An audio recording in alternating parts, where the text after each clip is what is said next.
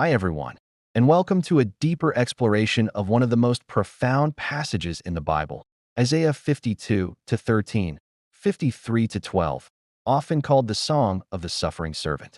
This chapter has inspired reflection across centuries and faith traditions. Today, we'll carefully examine the text, compare some common interpretations, and see how it connects to broader biblical themes.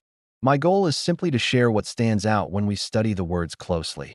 Let us open our Bibles together and take a thoughtful look. Isaiah uses the term servant of the Lord multiple times.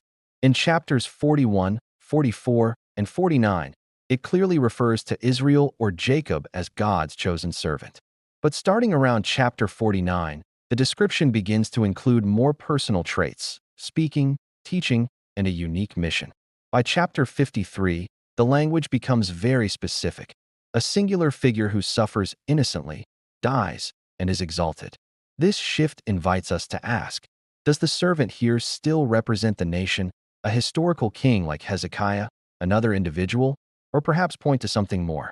One widely held view is that the servant represents Israel as a whole, enduring hardship as a witness to the world. Let us look closely at chapter 53.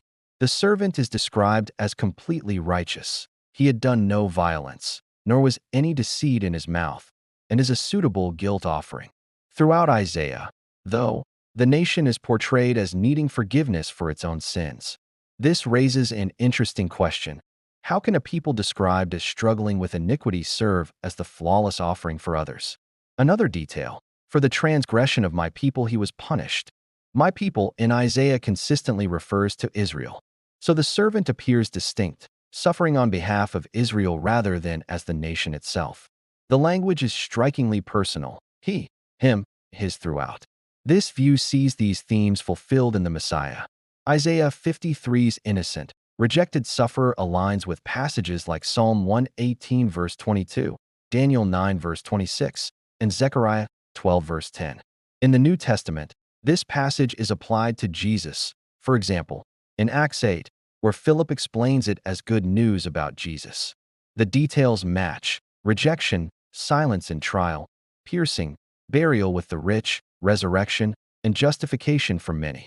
This presents Isaiah 53 as part of God's unfolding plan of redemption through the Messiah.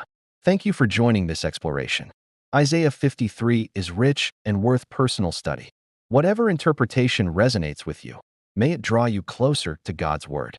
If you'd like to share your thoughts, drop them in the comments. Like and subscribe if this encouraged you to dig deeper. God bless you.